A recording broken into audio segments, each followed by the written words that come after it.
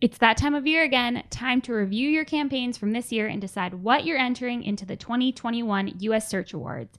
Early bird access ends today, so get your applications in soon. The deadline for submitting your entries is June 25th. And there's no reason not to. There's 43 categories. No, there's something for everyone here.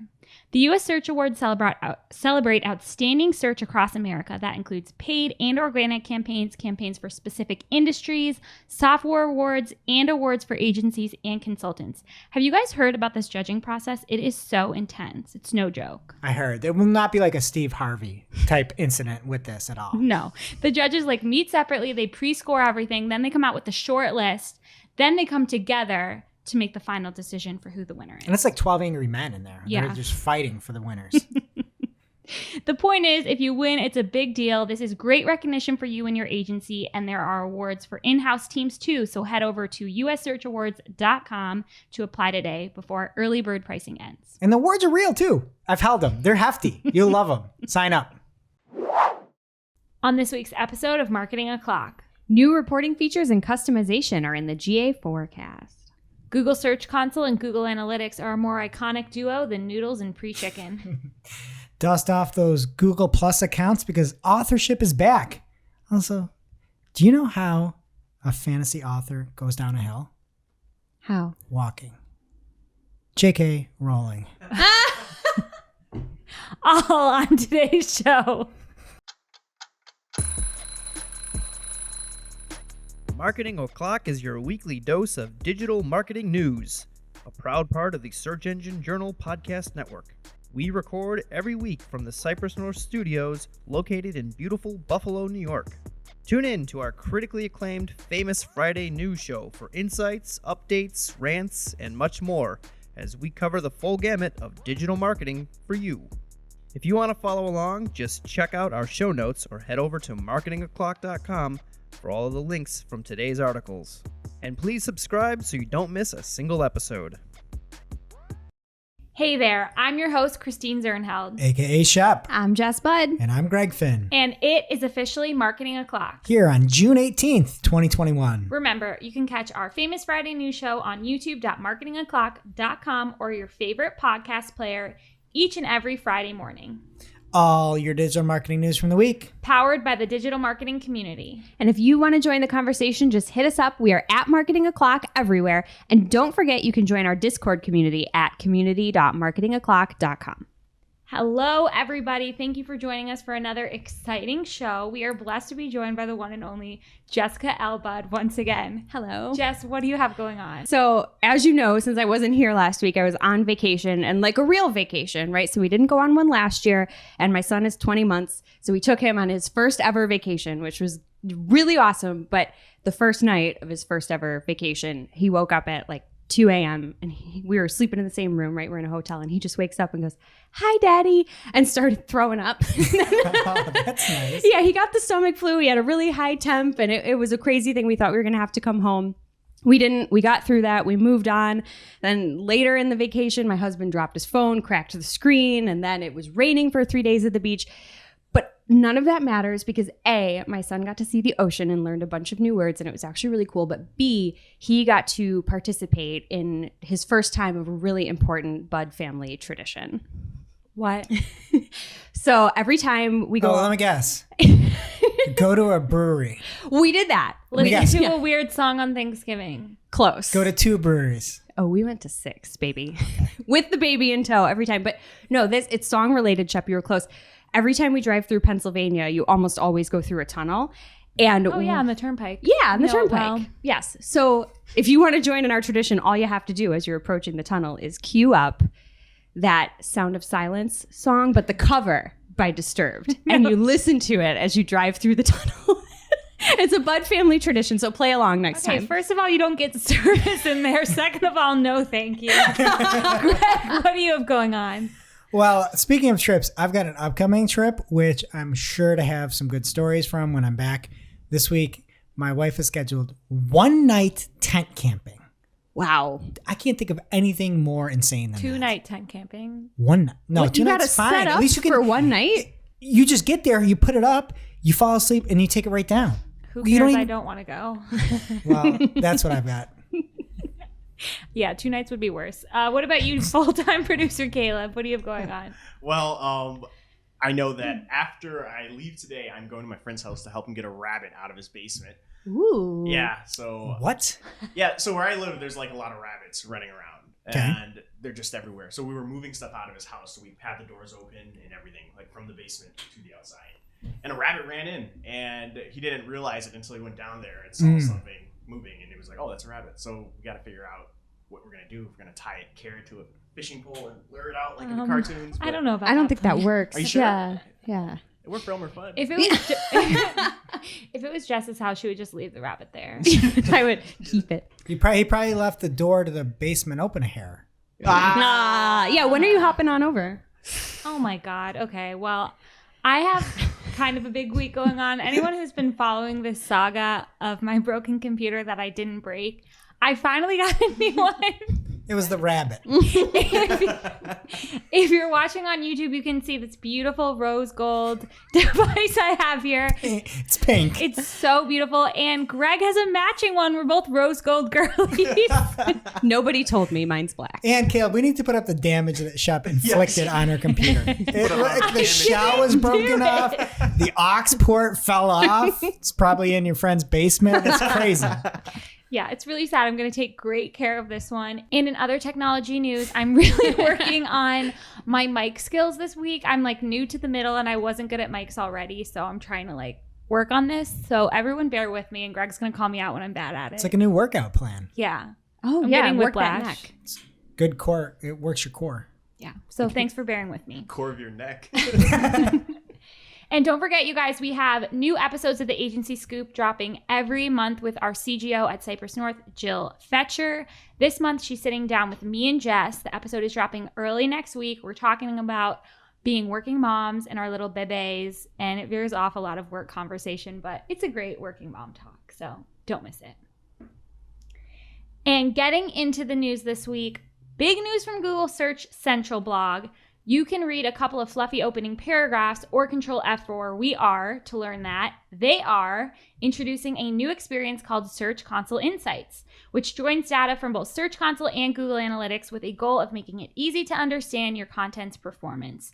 You may have already seen this. They've been testing it, and it will be gradually rolled out to all Search Console users in the upcoming days.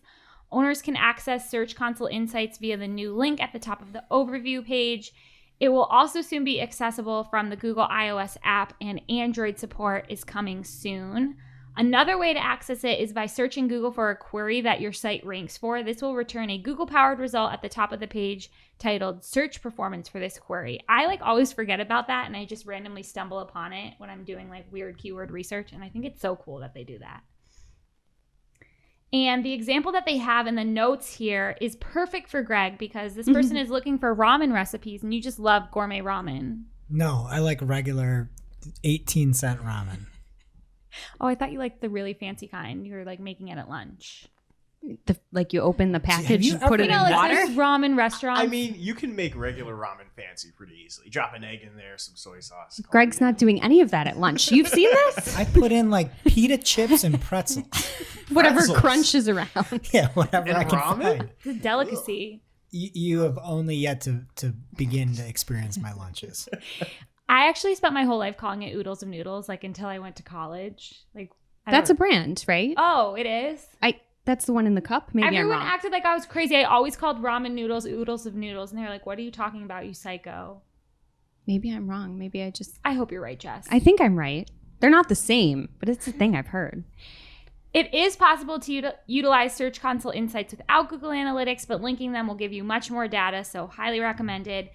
And I looked at this for cypressnorth.com, our website, and it's actually really cool. It shows you your new content and top performing content, your top search queries, and your average position for those queries, page view duration, referring links, and social performance.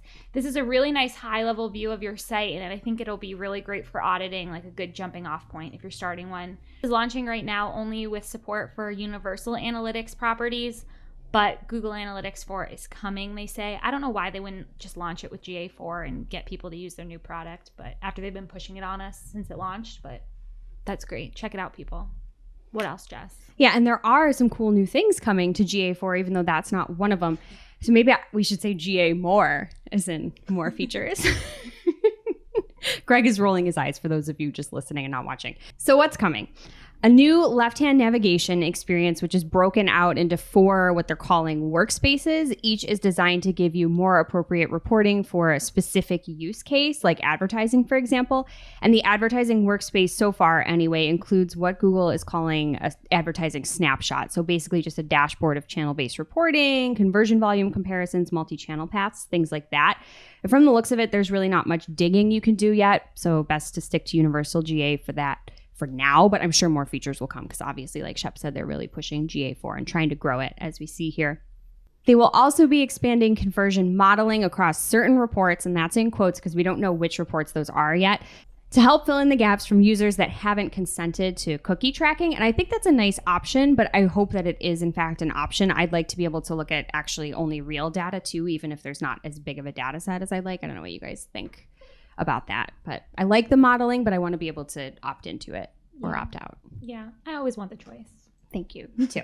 On the attribution side, data-driven attribution will be made available across all GA4 properties, and they're also adding 2 new reports, a conversion path report as well as a model comparison report, which will probably look familiar to Universal Analytics users if you ever play around with those. But speaking of playing around with reports, the thing that I'm most excited about from this update is the ability to customize reports in GA4, and not just custom reports, but the regular reports as well. If you have admin level permissions, you'll be able to customize the metrics shown by default in reports. So that'll save time, energy, and lives. So you can pick your columns.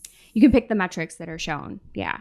That is so nice. Seems pretty cool. We'll have a GIF of it up on the video with an example that Google shared. There's also a way to group reports into collections for easy access to high-level overviews that are important to you or your clients or managers, whatever, which is a nice little feature for sure. I know a lot of folks that we work with know enough about GA to get in there and look at stuff and understand what they're seeing, but they can't necessarily navigate to the information that they want super quickly. So I think that that'll be huge as well. Super excited about that. All right, next up, big news. Flockers, Amazon is blocking Google's Flock. And according to Digiday, this could seriously weaken the fledgling tracking system. So first it was Apple, now it is Bezos, or Andy Jassy, or whoever took over for him as the CEO. We should call him Andy Apple, right? The new CEO there. If you want. Anyway, side note, I still can't believe that Bezos stepped down as CEO of Amazon while he was still in his prime. Wow. Oh my God. Anyway, Amazon is blocking Google's controversial cookieless tracking and targeting method. And most of Amazon's properties, including Amazon.com, Whole Foods, Zappos, Woot, they're preventing the tracking system Flock, or the federated learning of cohorts, which we've talked about many times. So this move, Amazon didn't go on record and talk about it. It just happened. And the under-the-radar move, again, according to Digiday, could be a significant blow to Google's mission to guide the future of digital ad tracking after cookies die. It could give Amazon a leg up in its own efforts to sell advertising across what's left of the open web, an end quote there. And it's good. Did you write this article? But good. Like, why would you want to do that if you're Amazon? You're like, oh, you can allow Google to get better data from your users on your site to help Google make more money. Amazon isn't getting free Google ads. Yeah. And they're trying to build, like, we have another story every week about a new ad offering or their own pixel. Right. Everybody should block Yeah. Flock. This should be the new thing. Block Flock. I know we Hashtag. talked about that before. We're going to have an art movement too, like this. Yeah. And I mean, And then someone going like this. oh, no. And the way that Amazon has implemented the blocking is scattered, according to Digiday. Most of the sites are using the way that Google has recommended to block Flock, but there's a caveat with the Whole Foods pages. It's using a response header from HTML pages that blocks traffic from Amazon Analytics requests, while everything else is going the way that is 100% effective using the Google recommended blocking. Maybe that's an oversight. I don't know. And so Google now won't know that I'd stop using Amazon to buy bird food. I just couldn't take it anymore. I don't even think of flock as birds, so these jokes are just going over my Oh. head. A flock is birds. Flock of sheep, I think of. A flock of seagulls. They just keep asking for my feedback. Oh my God. All right, and that's it. What's next with you, Shep? Okay. I don't know how to move on for that. Shopify's one-click checkout will become available to all merchants selling on Facebook, Instagram, and Google, even if they don't use Shopify.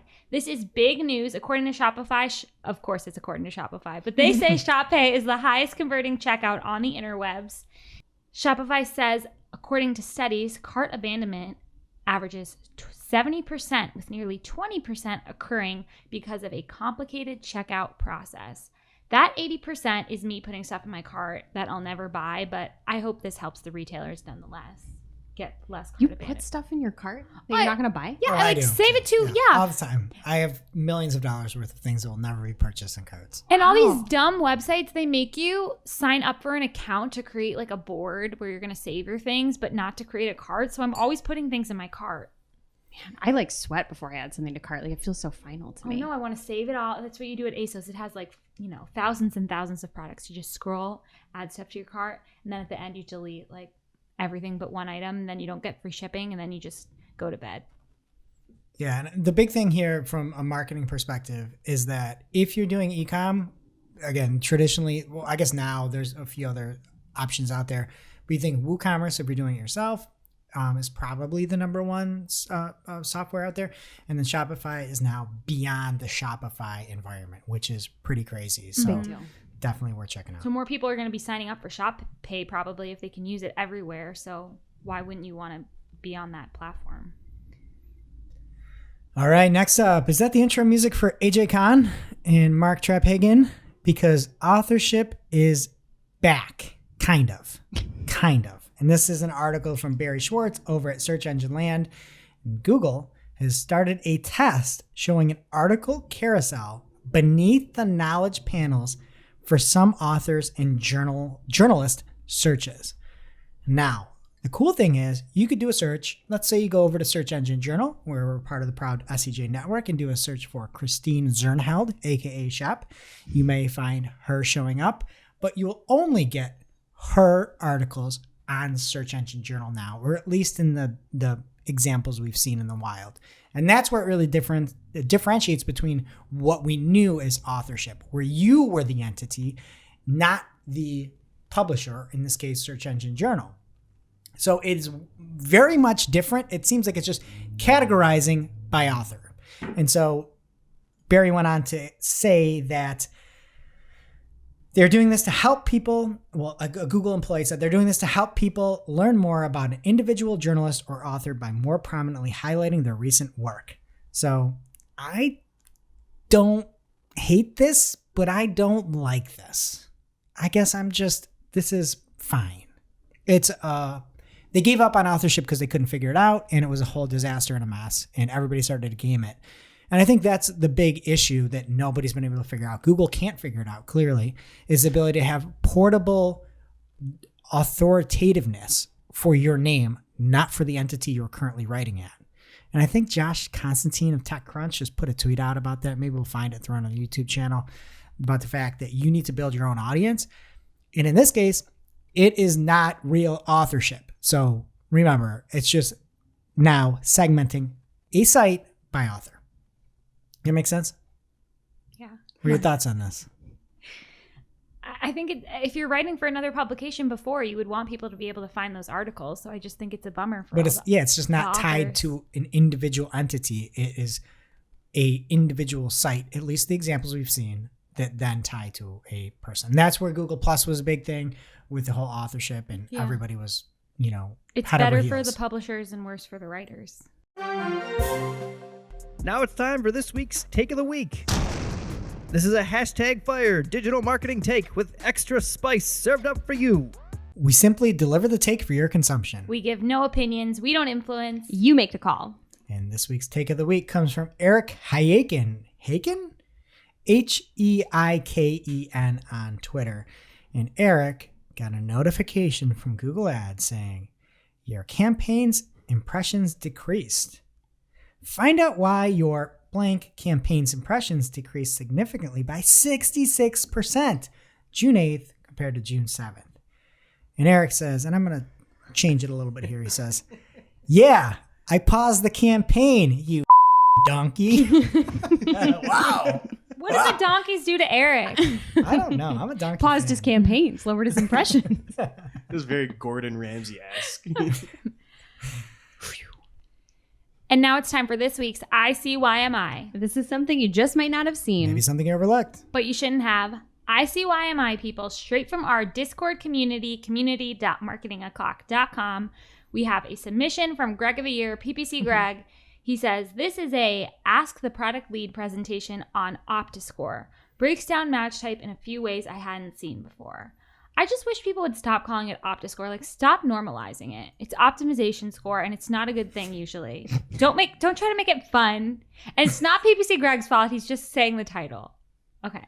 So I don't know if this is what he was talking about match type, but there is a lot in here about the new broad match, similar to what we saw on PPC Reddit a couple of weeks ago, that I found very interesting. It says broad match is not the same broad match you remember.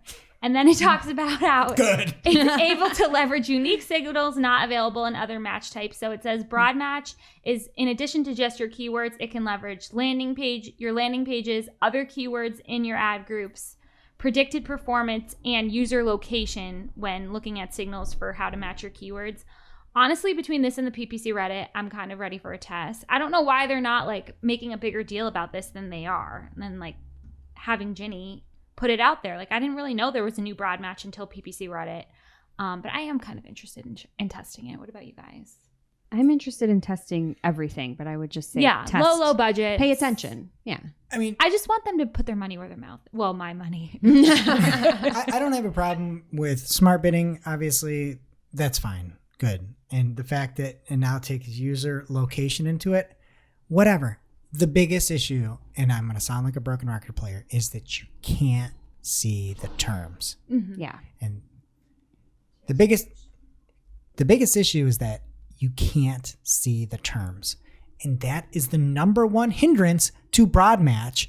And everybody would be much more comfortable if you could see the terms, Yes. but you can't see the terms. I can't see what user location might help with some of these terms. And it's not even a black hole. It's a black box. They have the data.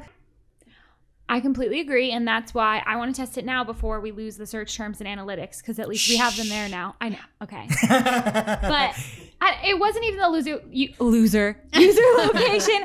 I think taking the data, the words from your landing page is cool. I didn't know it could do that, so I want to give it a test in the right setting. It's time to submit your entries for the 2021 US Search Awards coming up on October 7th. It was actually time. We've been telling you it's been time for a long time now. And now is the last day for early bird access. So the US Search Awards honors the best of search, including specific campaigns, agencies, consultants, and awards for innovation and software. A few of the software and innovation categories include Best Software Innovation, Best PPC Management Software Suite. Ooh, I'm excited to see who wins that. Yeah.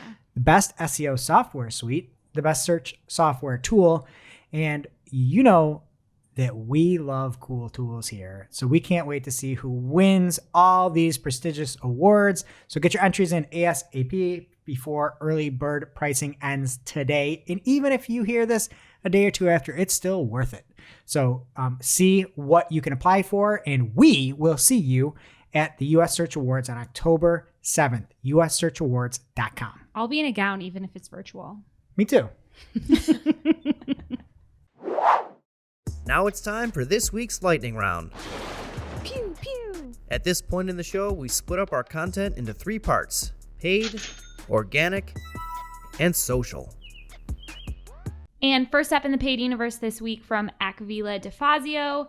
She says, have you heard? And this is a quote from a Facebook ads article. Starting June 15th, we will begin updating our approach to counting people based on the accounts they have added to Accounts Center. As such, you may see an impact to campaign planning estimates and performance reporting for unique metrics. So she shared this with a link, and it doesn't say anything about the change on that page. I looked at it after June 15th, so I'm assuming they just updated it after that. But now it says if someone saw a post while using their business page and then switched to their personal profile and saw the same post, they may count it as 2 people seeing your ad. So annotate. That's weird. Yeah. You're a page and you're an account. How do you... And you have to be logged into your account Yeah, to use the page. to use the page so they know who you That's are. a lot of programming work to be like, all right, now instead of an account counting, let's go and let's add account plus page use data, because page is a totally different thing. They did work to make this happen. Well, it sounds like it's going to make Well, them they're- look good. Like yeah. you saw two people saw your But ad, not nobody one. that's working as a page is going to go through and click and buy some D2C product. You're on the clock. Probably not, but they're just desperate for some conversions because none of them are being reported anymore. And from Larry Chassis at L Chassis on Twitter, he shared an email he got from Google Ads. It says, on July 1st, 2021, Google will begin an audit of restricting verticals, including gambling and games, healthcare and medicines, financial services, online dating, event ticket resellers. And then they have a link there if you want to learn more. Larry's caption was, "What could go wrong? LOL." Well, I'll tell you, Larry. I hope you're not running any YouTube masthead ads, because YouTube will start banning some verticals from buying them. Via Sarah Fisher at Axios, the categories include gambling, alcohol, prescription drugs, and political ads. She says this change is going in Monday, and then she posted the article on Monday the 14th, so I'm assuming that's the day it went through, not the next Monday. No confirmation, though. And from BFF of the show, Andrea Cruz at Andrea Cruz92, she says, "My BFFs at Marketing O'Clock will like this. A Google Ads account without the new monthly spend limit has a pop-up to increase the billing threshold. Google recommends bumping it to the max amount so I can change it less option. So convenient for Google." So this person wants to be billed every time they hit $500, and Google wants them to change it to $2,000. But the person doesn't have the billing threshold. And it seems like so small, but it does seem like they just want the money. Like if you had a display campaign that was running amok and something was wrong, you're not going to know until it spends $2,000. I don't know. Little fishy. But I loved my GIF response to this from the Marketing O'Clock account. I have Lucius Malfoy, and it's like my new favorite thing for Google Ads. He's saying, "How dare you?" And he just looks so mad. Is that the guy from The Patriot? It's the guy from Harold Potter. A new article from Amy Bishop on the Journal of Search Engines. I think to save time, we should start calling it Jose. Journal of Search Engines. What do you think, Greg? I love We're it. trying to get faster in our lightning round. Okay. So from Jose. Sure, they'll love it too. Advertisers, aka friend of the show, Brett Bodofsky, who pointed this out last week, have raised questions about the differences between Google Ads audience expansion and optimized targeting. So Amy tracked down someone at Google to help explain the difference. They said, quote, here's a bunch of garbage coming. Google Audience Expansion limited campaigns from benefiting from Google's auto-targeting systems by expanding only the user-selected audiences. Optimized targeting is a new paradigm, that's a new one, for auto-targeting that can move beyond any selected criteria to optimize into the best performing audiences for a given ad group while meeting the campaign's objective. Our goal is to provide better performance for advertisers by moving to this more dynamic system. I had to read that word for word because I have absolutely no idea what it means, but it sounds like they're taking more liberties with this, and yuck. And we take over accounts all the freaking time that have this turned on for remarketing. And why would you make it more liberal? I hate it. Reminder, this is only for video discovery or video action and discovery campaigns. So just double check those. How dare you? Okay. And from Brad Geddes at BG Theory on Twitter, he says, after a lot of analysis of exact match, it seems Google Ads considers question words, how, why, where, etc., to not change the intent of a search term. Your exact match keyword can match your keyword and question terms. These terms are generally lower conversion rate and value. I wonder why. This is no surprise to anyone. Like, these question terms come up all the freaking time. The worst is what? Like, you could be like advertising like shoes, and someone's like, what are shoes? That person's not buying shoes. No, but they're clicking your ad, Yeah, they sure costing are. you money. Yep. So just depending on the product, you have to exclude who, what, when, where, why, which could be so disastrous. You have no choice. How dare you? Yeah, so I guess just consider negativing out all the who, what, where, why, when, how. Did I already say that? I don't know. What? Yeah. No. And just what is this? You know, that's Can the we question I just ask myself every day. Have a Look at heckin' exact match? Why can't we have that? Because we can't have nice things, and that would be a nice thing. And you can always count on Barry Schwartz at Rusty Brick on Twitter to let us know when a new Google Ads API is released. Version 8.0 is now out and supports cross-account bidding strategies and has the added support for smart campaigns. Yay! There are more features that Barry links to in his article on Search Engine Land. By year's end, TikTok will be charging a daily rate of $2 million for its Prime ad placement, the skippable top view format that fires up full screen with sound when users open the app. And it gets me in trouble so much because I will have my phone and forget where I am, open the app and have the volume up, and it's a disaster. Is that what's going on outside? Seriously. Someone's got their volume Somebody up. cue the Oh No music. It must be so bad for kids at school. Tim Jensen has a guide to programmatic advertising in 2021 up on the Clicks Marketing blog. He goes through different platforms, including the GDN, Google Display and Video 360, Rollworks, The Trade Desk, Adobe Advertising Cloud, Media Match, and Verizon Media DSP. And he talks about targeting options, pricing, and reviews for each. This is a great jumping off point if you're looking for new places to advertise, so check it out for sure. And if you don't want great returns. Not all of them, but I mean, good luck. Well, with your just display programmatic. in general, yeah. You can't even target anymore on iOS 14.5. And Tales from PPC Reddit. We only have one this week. Greg, have you been sleeping? No. Oh, I had hopes for you. This is another one from Not Freddy 25, not Freddy 26, our guy, Freddy 27 with a Y. Yeah. How I scaled an e-com brand from 45,000 to 120,000 in 30 days. He's able to increase the revenue per visitor by 129% by testing and optimizing his offers and landing pages. We will have the full article in the newsletter and on Discord. And that is it for paid. What's happening in organic? First up, we've got some good news from Google. They are improving search to better protect people from harassment.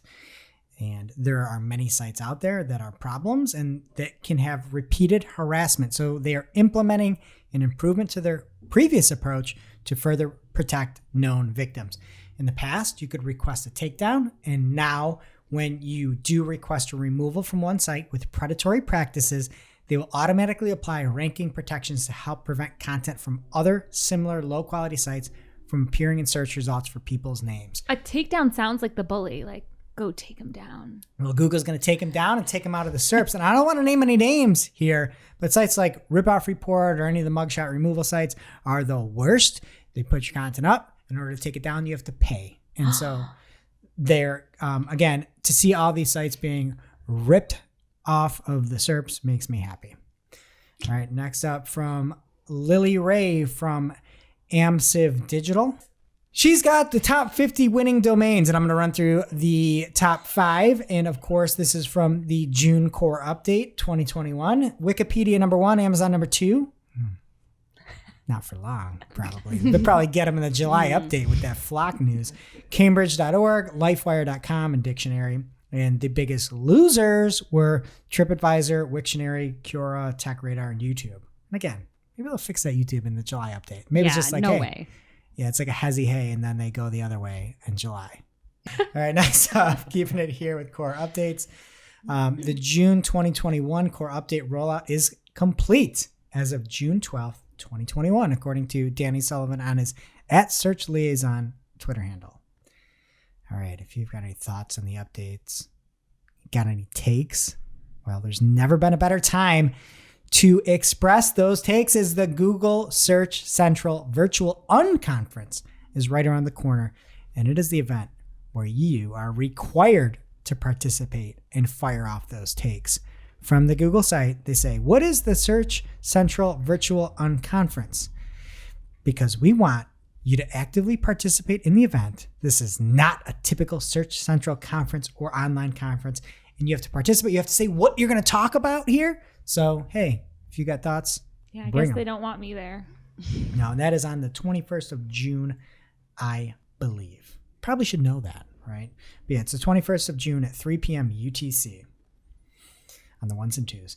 All right, and next up, YouTube is adding new tools to detect copyright violations and block them within the upload process, which is awesome.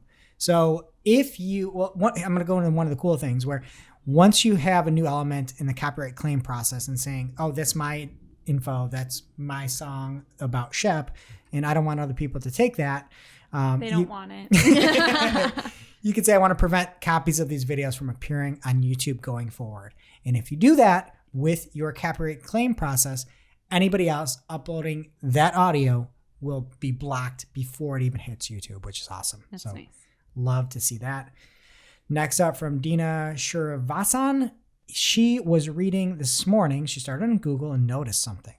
A Google pop-up promoting a Google app on a publisher's AMP pages was blocking the subscribe and login. And if you look at this picture, it's pretty egregious. For some reason, it just got stuck on all the AMP pages she was looking at, and she couldn't get to actually subscribe to the site. So she made a message about it, and then Danny Sullivan on his @DannySullivan Twitter handle said, "This appears to be a bug rather than any intended behavior. We're investigating it now and expect it will be cleared up shortly." But there was somebody named Robin Burjohn, and he responded saying, "Isn't the bug that it can happen in the first place?" And then it got into kind of a pretty contentious back and forth. And this is what drives me crazy about Google, and everything is sort of true in a way, but nothing's true, where Danny was saying publishers don't have to use AMP. And then Robin said, "Oh, that's excellent news. Can you point me to the alternative?" And Danny said that they serve trillions of pages that don't use AMP and top stories. Over a year ago, AMP wasn't longer needed. And then Robin went in saying, "Stating that AMP is not a requirement is equivalent to stating that high ranking is not a requirement when you're trying to operate a business in a highly competitive environment. It's unclear to me how that would be a serious statement to be made." And Danny says, "AMP is not used for ranking web pages. It has never been used for ranking web pages. It is not a ranking factor. We've been extremely clear about this over the years." Robin goes back and says, "Is it not a special definition of ranking that doesn't include appearing at the top? Because to be in top stories, you have to be AMP. Not anymore." So it just goes back and forth. It's like, yeah, it's not a ranking factor, but you're not going to be at the very top of the results if you're not AMP. And I get it. It's not a ranking factor. You don't look at it and say, plus this many points for AMP, but you need it to get to the top stories. And that's why, like, whenever you hear anything from Google, take it with a grain of salt. It's like, oh, but bounce rate isn't a ranking factor. Okay. You're Google. You're smart enough to consider how people interact with pages that you serve them. You're trying to create the best experience. If people bounce off immediately, that's a bad experience. I'm sure it's not a ranking factor. Do you care? Should you care about it? Yeah, you should care about it. I don't know. Anyway, into something. Oh no. Give me a Shep oh no here. Because Google search is again testing customized headers based on query. Oh no. Y'all probably remember what happened last time. If you don't, please listen to our Clocksker show, the last show of 2020, where we recap Barry Schwartz trying to find inappropriate content being served as the header, which was one of my all-time favorite things in all of digital marketing. And so the examples they have really suck. There's one that says chicken pasta, and I'm not a foodie, as you learned with my ramen tendencies, but I don't know what this dish is, and I don't see any chicken. I see mushrooms. And I see a lot of eggs. Eggs are chicken. I'm not really? Pre-chicken? Pre-chicken. Pre-chicken. The only thing worse. Pre-chicken pasta. That's what we need there. And anyway, thankfully, Barry hasn't looked up any inappropriate queries yet. All right. The Google Page Experience Update is rolling out between June 15th and the end of August. So we've got the June update that ended on the 12th, the June 15th to August update, and the July update. Thanks, Google. Gird your loins. Can you How just dare annotate the entire summer of It's annotate the 2021? summer. All right. Clearing a few things up. Andrei Lipsev, a search quality senior strategist with Google, had made a statement that covered the top 3 search ranking factors, which he shouldn't have said. And then John Mueller came back and essentially said, we shouldn't be ranking our ranking factors. So if you do go back and look and say, oh, at one point, Google said that the main factors are content, links, and rank brain, the person shouldn't have said that. So just don't. This is why people at Google don't talk. It's because you take everything so literally, and somebody makes a mistake. It's hard to talk. We all know this. Oh, yeah.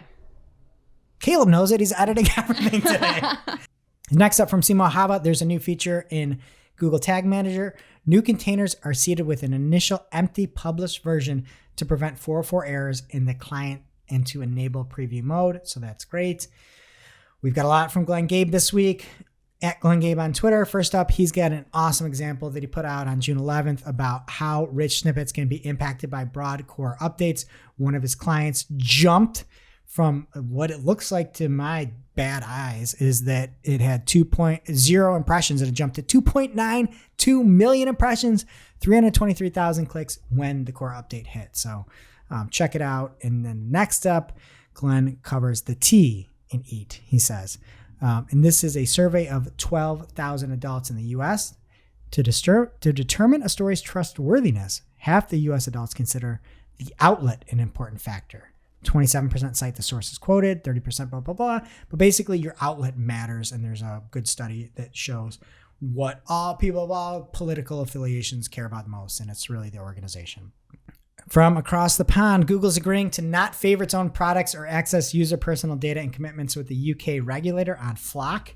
It's going to push Flock back over on the UK, and Google has committed to not giving themselves any advantage. And from the article, as the privacy sandbox proposals are developed and implemented, that work will not give preferential treatment or advantage to Google's advertising products or to Google's own sites. Okay, we'll see. Next up, Google is dangling paid upgrade to businesses who have Gmail addresses. So if you want for $7.99 a month, which includes a temporary $2 discount, you can get Google Photos in exchange and get the full suite of services. That's about it. So bye. They're going to really try to expand into more. Probably take on Microsoft and the 365 and Teams products. And then next up, Google has announced on June 10th that it depreciated support for critical review, markup schema, and structured data. And as a critic of Google myself, I don't like this. I'm critical of it. No, it's fine. I just hate when you see a review. It's nice to see that it comes from, if you see a review from Peter Travers, just ignore it. That person has never seen a movie he didn't like. Have you noticed that? Movies are great. Peter Travers. If you look at, he'll be like, it'll be like Transformers 16 blew my mind. So many explosions. You look at these reviews, and if you ever pay attention, Caleb, do you know Peter Travers? So is he on Rotten Tomatoes or something? It's Rolling Stone. He likes anything. Literally whatever. Just make it. It's just I could make something. yeah. An I wonder if he likes our for show. years to come, Peter Travers. And I was like, oh, I'm out. Peter's in, I'm out. So keep that. All right. Hey, we're in demand here. A study over on LinkedIn showed that there are some 381,000 marketing jobs that were posted in the past year. In the past 6 months alone, the site witnessed a 63% increase in marketing jobs. The Drum has a whole bunch on there. If you're interested, if you're looking, check it out. You can see what is most popular, but we are quite marketable, us marketers. Mm-hmm. All right, next up, there is a new tool if you want to check your AMP pages if they pass the core web vitals. It's amp.dev/page experience. And then finally it's not finally, there's so much news in the summer. You got news. News is like milk. Got news. Oh my God, Jessica. Deplorable. Utterly awesome. Go on, Greg. It's just, there's so much news in the summer. When the room is hot. Okay, anyway. From Glenn Gabe, web stories work very well with game updates and recaps. Google's rolling out more sports web stories in select countries for Euro 2020 and sports. MLB. So, Shep, instead of all those apps, you got just use web stories. How about that? And there's been from Barry Schwartz, finally, over on Search Engine Roundtable, there was maybe an update that heated up on June 10th, 11th, and 12th. So maybe annotate that, and you can see it over on Search Engine Roundtable. And he had all the charts, and my favorite chart was a Rank Ranger chart because I know people are clamoring for this. I couldn't see anything on the 11th, 12th, or 13th, and I actually looked pretty stable on the 13th.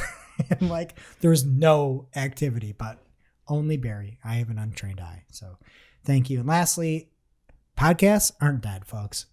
Thank goodness. And if you are looking for more outlets to advertise on, sure, check Tim Jensen's article. But also don't sleep on Spotify because they are trying to buy up everything. And they just bought the Call Her Daddy podcast that we talked about before last year with all the drama.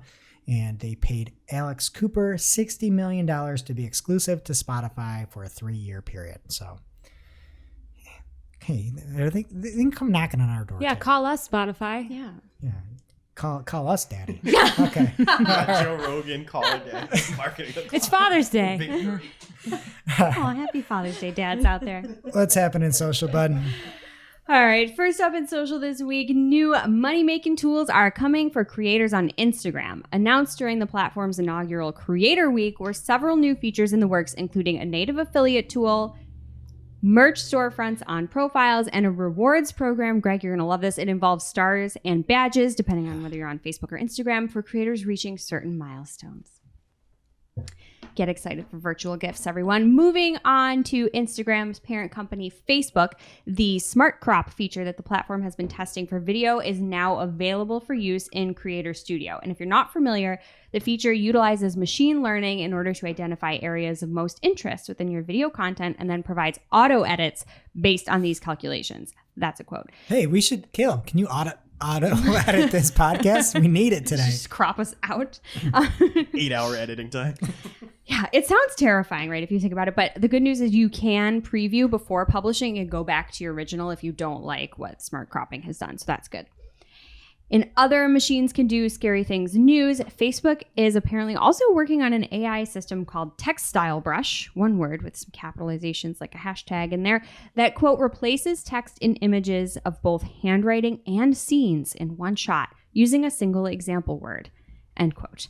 And from the article on social media today, Facebook does specifically note that it could help with translation of text within images, enabling users to interpret handwritten signs in different languages. And then they put an example in there, which is side-by-side images of produce. And they have signs in Spanish.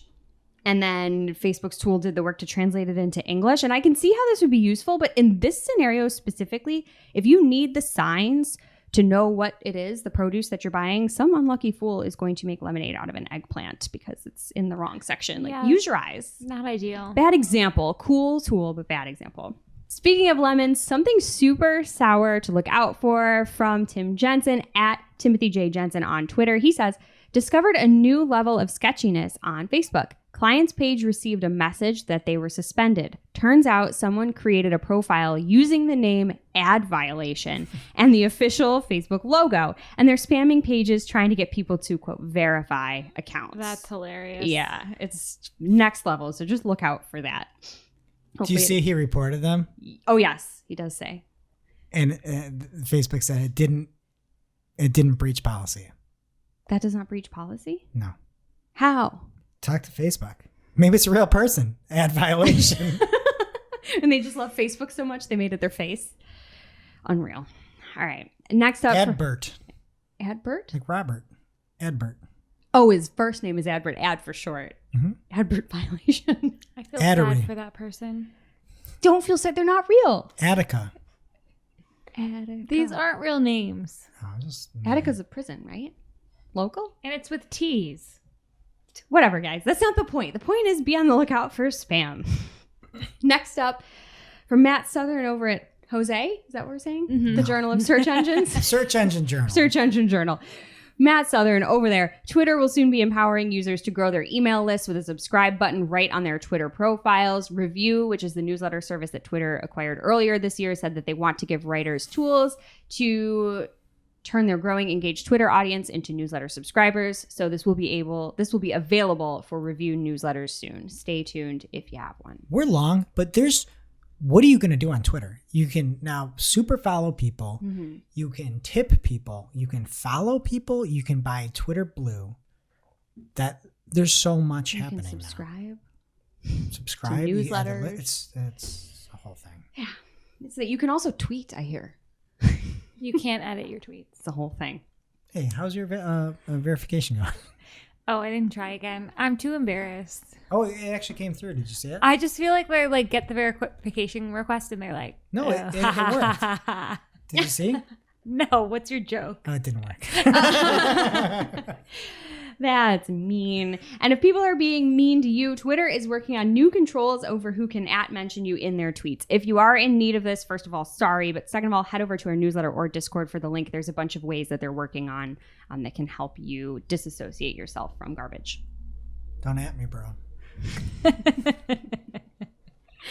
Next up, according to a new report available on MediaPost.com, social video generates 70% as much reach as linear TV. What? How do you do that math? I don't know. I didn't read the report, but you can head on over to our show notes for that link. I just love all this stuff like terrestrial radio. That's always my favorite thing. It's like, oh, we have satellite radio and terrestrial radio. Get lost in your linear TV. I didn't know you took such umbrage with traditional media. I do.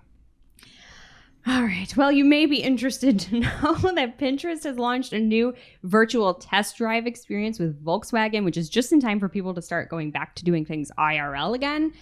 But all kidding aside, it does open up a world of possibilities for immersive experiences in many verticals and not just test driving a car. So keep an eye out for cool experiences. No, you do not want to. You do not want to virtually test drive a car. No. Ever. But anything else, like trying on pants. This is the dumbest idea. How are you going to know what it's like? Do you have goggles on and do you have a steering wheel? Like, are you an Oculus or you're on Pinterest? Yeah. You don't know how it handles. You are in a simulation about a car. I'm trying to buy a car now, and it's the worst process on the planet. Call Karen. I need to call Karen. I got to duck the door. I forgot. But you're gonna have everything's gonna be fine. You're gonna be like doing loops and stuff. They'll probably like throw like little loops in there. You can drive like all Matchbox or Hot Wheels. Yeah. You cannot actually understand. Like some cars handle poorly, and some cars have blind spots. And if you make this VR thing, you're like, oh, let's make it a little bigger. Let's make it handle a little different. I mean, I'm not saying you buy the car, but I think it's cool to quote sit in the car and see what your surroundings look like. If you want to go to the lot. No, I disagree with you. Well, fine. I hope it drives sales. I don't learn anything when I test drive the car anyway. I'm just like too nervous of breaking it. Like I didn't break my computer. It sounds like an admission of guilt. Oh. I really didn't. All right. Next from The Verge, Facebook. Why don't you just make a video game and put your cars in a video game? Somebody did that, right? But why can't you just do that? Make yourself the Volkswagen video game, and you can just try to race all the cars, and you can do that and see how they actually handle, and you can see what it looks like, and you're not on Pinterest, Volkswagen. There's better ways to do things. Not everything needs to be a social VR, AR, Franken-Kitty or whatever they're called. What are they called? I don't know, whatever. Frankenstein? No, it's that Doritos ad or Frank something. and Teresa's Anchor Bar. What? What did Doritos have to do with Volkswagen, Greg? Get rid of it all. Get rid of it. All right, well, let's go for a ride in something else, shall we? No. Facebook, this is from The Verge. Facebook plans the first smartwatch for next summer with 2 cameras and heart rate monitor. Ooh, a wrist portal? Get out of here. So the marketing angle, and this is a quote from the article, the idea is to encourage owners of the watch to use it in ways that smartphones are used now. It's part of Facebook CEO Mark Zuckerberg's plan to build more consumer devices that circumvent Apple and Google, the 2 dominant mobile phone platform creators. And get more of your data. Yeah. And learn about your pre-existing conditions. Yeah. So I don't even need to finish that quote. You get the idea. Shep is right. As I'm wearing a smartwatch. That's a smartwatch? It's like kind of, yeah. It's very fashionable. Thanks. Looks lovely. I just like the silent alarm. Thought it was analog all this time. All right, lastly here, from News Nation USA, Media Kicks, a prominent media influencer marketing agency that has lost most of its staff, missed some payments, and disconnected its phone. That's how you know it's real, when they just disconnect the phone. At the fact that they had a phone, right? So, by missed some payments, by the way, we're talking about not paying their employees, which is a no-no, and owing thousands of dollars to influencers from unpaid brand deals. So like media kicks them in the butt. That's not very nice. Yeah, and I think the big thing here is they were quoted on like every influencer marketing article saying how alive influencer marketing is, how everything's flourishing, how everybody should shift to influencer marketing. And sometimes don't believe what you read. Yeah. it's scary. If you want to read some things that you maybe can believe about the story, though, BuzzFeed News has some testimonials from some of the influencers, and we're talking thousands of dollars that they're owed. It's very sad. That's their job for some folks. So. And that brings us to our real life segment, straight out of our accounts and into your ear holes. It's time for Working Hard or Hardly Working, where we talk about what's going on in our IRL work, good, bad, or otherwise. I really don't do a lot with Facebook ads, so if you do, just go make yourself some ramen while I talk. This is probably very basic, but Jess acts like she doesn't know anything about Facebook ads, but she does. She taught me how to make a custom pivot table that you can make in their reporting tools to look at conversions or whatever you want. Like, it reminds me a lot of Data Studio. You could pick absolutely any metric you want in there, and it's awesome. And there's no conversions coming in because of iOS 14, but, it's great that it's there. What about you, Caleb? Well, depending on how you look at it, this could be they're hardly working or working hard. But we have a new ad coming out, and I ended up doing a lot of the voiceovers and the new bumpers for stuff. And, I didn't like it. I didn't like seeing myself. No one ever does. But, that was that. I feel like I was working hard. That was the first for me, being in front of a camera like that. You did a great job. Yes, Thank you you. did. Welcome to the fold. I appreciate it. It came out good. We tweeted it out at Marketing Clock on Twitter if you want to see us all. And I look like I'm. I knew 50 you were going to years say old. that. You like, always stop. do that. Can you be nicer to yourself? Be I nicer. can't. A, no. And B, I had silver hair in the video. You don't have silver hair. Look at the video. It's a funny.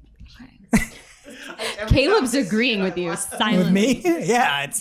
I look like I've been like starting. I figured out that I'm going to have like a midlife crisis when it's my birthday next because I'm going to be 40. And like, that's old. And then I look at this video and I'm like, what am I going to worry about 40 for? I look like I'm 80. You It's don't. not true. It's not People- true. Oh my Where it God. says, like, You're Greg, ruining and the it's- ad. Greg, Yeah. and it's like, hi, welcome to Senior Living here on Hurdle. It's Enjoy. literally the lighting. It's a fantastic ad, It is. and it's great. It's terrible. Okay? Everyone looks. If I'm not allowed to talk about my snaggletooth, you're not allowed to talk about your gray hair. Okay? We will put it on the screen. Thanks. Caleb is losing. And hey, you know what? Go hammer the comments on YouTube and just make fun of me, please. Yeah, we love the engagement. Yeah, we're at Marketing O'Clock everywhere. Hit us up. Everyone just comment #old. I just want to see olds everywhere. Thanks. This will make me feel great.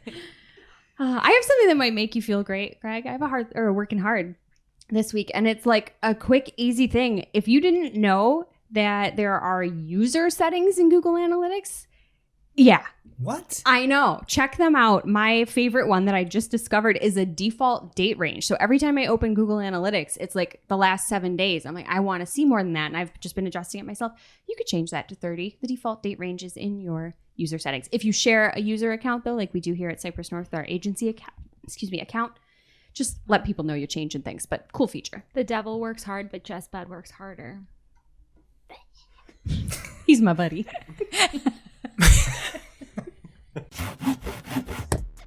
And now for this week's Cool tool. As a reminder, our Cool Tool segment is not an official endorsement or paid mention. We're simply sharing something we found in our travels that may be of use to our listeners. And is really, really cool.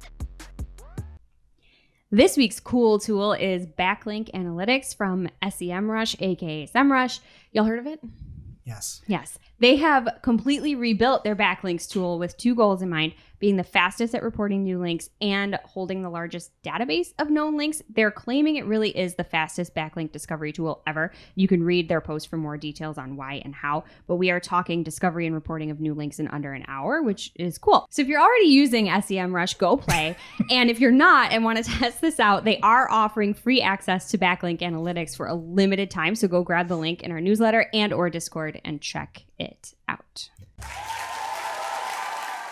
Now it's time for our must-read marketing article of the week. An article so advanced, so in-depth, so detailed that we simply cannot cover it in its entirety on today's show. And this week's must-read marketing article of the week is from Terakeet.com by way of Jonas Sickler. the SEO manager there. And I think they're out of Syracuse, so like right down the 90. I have a friend Hey. who works there. Oh, Hey, really? Dan. Hey, Dan. And hey, Jonas. He doesn't listen. You should tell him to. Give him a Yeah. start. I have. He doesn't care about me.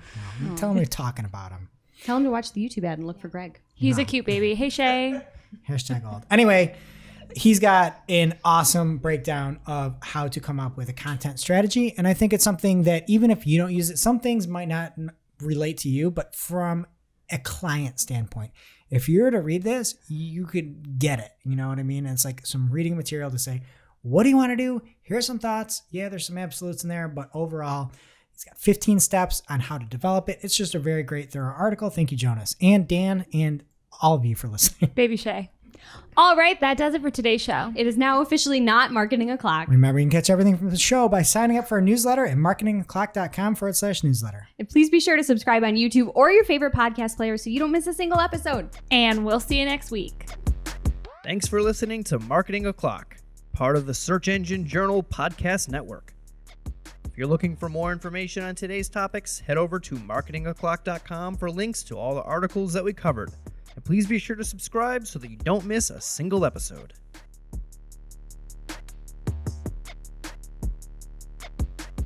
How long it takes. Welcome to this week's Shootin' the Heck. We're after our famous Friday news show. We don't talk about marketing anymore. We just... Shoot the heck. Today, we have a submission from full-time producer Caleb. We will be taking part in a serial draft. I have to warn you guys, I did a mock fantasy draft for this the other night. Oh my gosh. Unbelievable. So the order has already been determined. Oh no. It goes Greg, me, Jess, Caleb. Oh, we sat in that order today. Perfect. Good. I was hoping for this because it's the only one I wanted, and it's going to upset Jess to no end. I'm going to kill you. Lucky Charms, baby. Oh, those... Number ugh. one. Lucky Charms. It's got the sugar. It's Terrible. got the marshmallow. Jess, just so you know, goes through and checks to find and make sure each one of the marshmallows is in there before she eats it like a complete weirdo. I eat one of each before Yeah. they get wet. So I'm doing this as a trade piece. A, because I like them, and B, as a trade piece for future trades to you. So you're next. Those marshmallows are disgusting and not real marshmallows. You're How not a real dare you. marshmallow. I'd literally rather not eat breakfast. Oh my god. Wow. My first choice will be honey bunches of oats. Oh my gosh. Worst take of the year. Honey bunches of Lucky oats. Charms sucks and honey bunches of oats. Everyone's saying different Yes. things. What are you, 90? No. Was that you in the mine. commercial? Oh No. my gosh. Caleb wanted it. Oh. Caleb eats potato salad. Okay. This is Well. not good. I wanted Lucky Charms because that's what I ate my last meal before my son was born. But Greg, you can have that. I'm going Captain Crunch with crunch berries.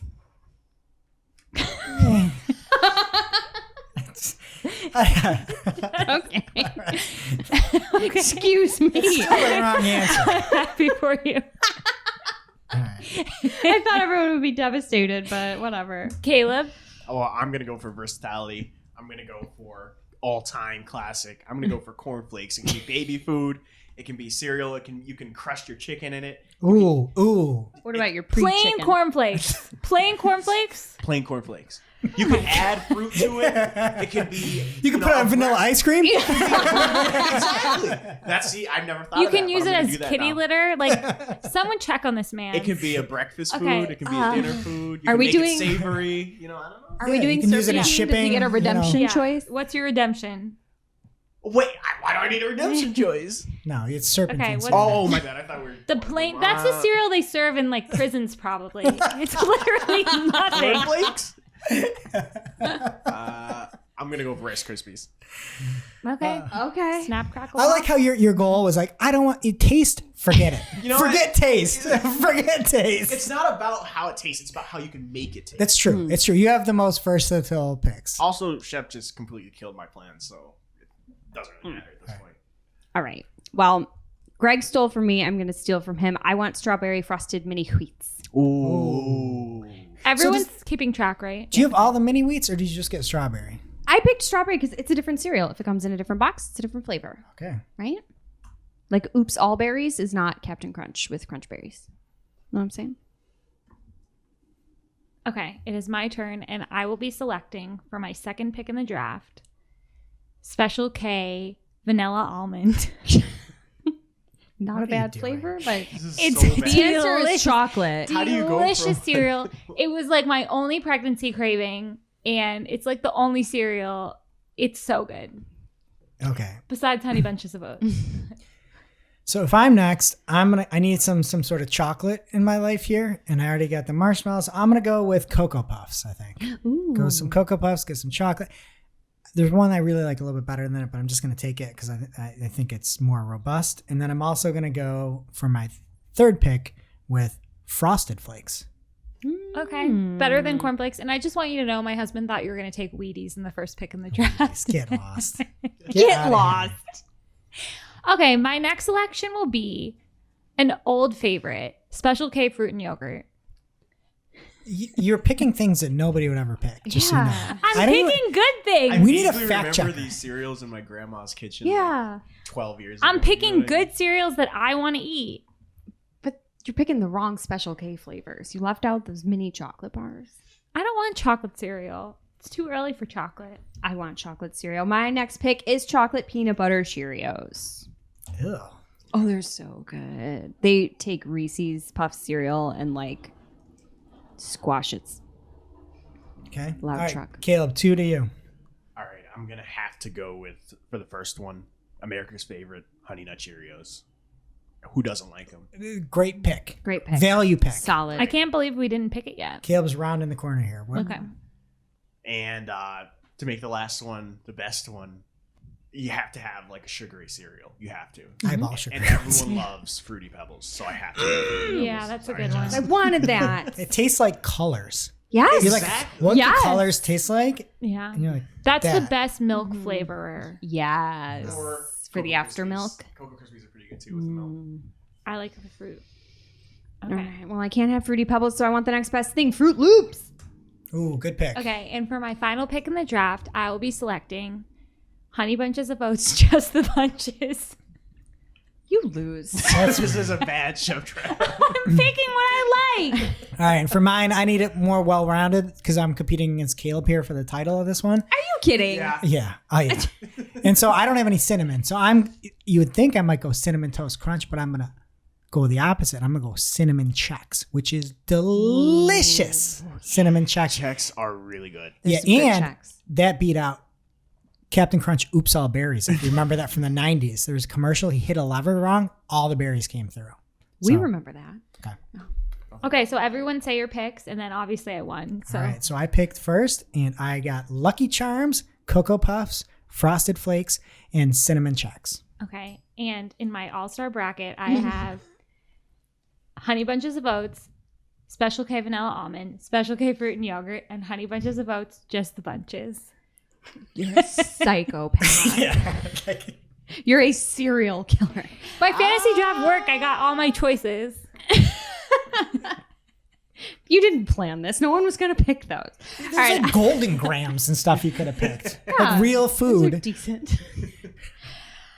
Captain Crunch with Crunch Berries, Strawberry Frosted Mini Wheats, Chocolate Peanut Butter Cheerios, and Fruit Loops. Follow your nose. That's disgusting. You're not eating them together. That's just so. That's okay. You would, though. I would.